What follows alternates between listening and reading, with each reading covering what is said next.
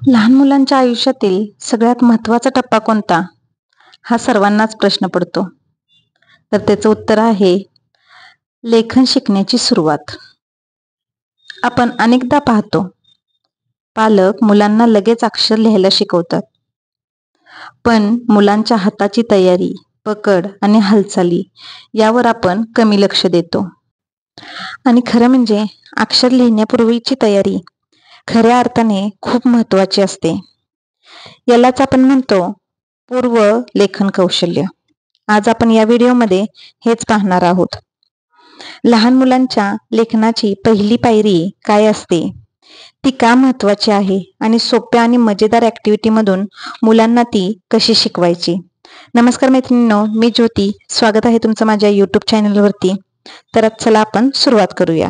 त्यांना सुरुवातीला पेन्सिल हातात दिल्यानंतर त्यांना फर्स्ट स्टेज येते, ती म्हणजे गिरगाटा. ते दिसेल तिथं त्या स्पेसमध्ये गिरगाट करतील. नंतर त्यांना एक लिमिटेड स्पेस द्यायचा, एक गोल द्यायचा किंवा चौकोन द्यायचा, तेवढ्या स्पेसमध्येच ते गिरगाट करतील. त्याच्यानंतरची दुसरी स्टेज येते, ती म्हणजे स्टँडिंग लाईन, म्हणजे उभी रेषा. सर्वात आधी मुलांना शिकवायची ती उभी रेषा. मोठ्या पाटीवरती, चार्टवरती किंवा ब्लॅकबोर्डवरती मुलांना रेषा काढायला सांगायच्या. रेषा शक्यतो करून मोठ्या असतील तर चालतील, त्यामुळे मुलांच्या हाताच्या हालचाली सहज होतात. त्यानंतर आडवी रेषा. ही ॲक्टिव्हिटी मुलांच्या हाताचा ताबा मिळवायला खूप मदत करते. त्यानंतर येते स्लँटिंग लाईन, म्हणजे तिरकी रेषा. डावीकडून उजवीकडे, उजवीकडून डावीकडे अशा मुलांना रेषा मारायला सांगायच्या. त्यानंतर येते ती कर्व लाईन, म्हणजे अर्धवर्तुळे किंवा पूर्ण वर्तुळे. अशा ॲक्टिव्हिटी करताना मुलांना रंगीत खडू किंवा रंगीत पेन्सिलनी करायला सांगायच्या. यामुळे मुलांना ते जरा खूप मजेशीर वाटतं.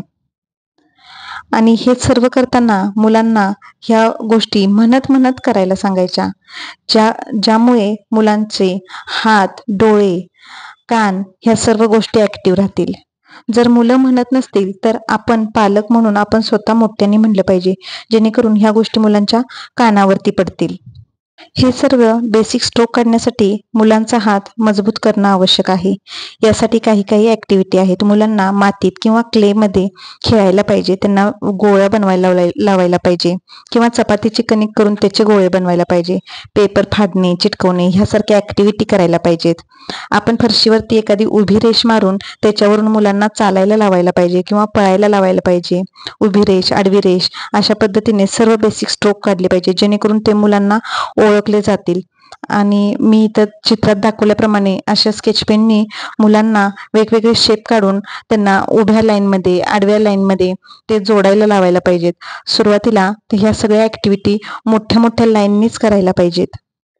या सर्व ॲक्टिव्हिटीमुळे मुलांच्या पेन्सिल पकडण्याचे ताबा वाढतो आणि नंतर अक्षर लिहायला खूप सोपे होते. पण ह्या सर्व गोष्टी करताना पालक म्हणून आपण काही गोष्टी केल्या पाहिजेत, की त्यांना आपण जबरदस्ती नाही केली पाहिजे.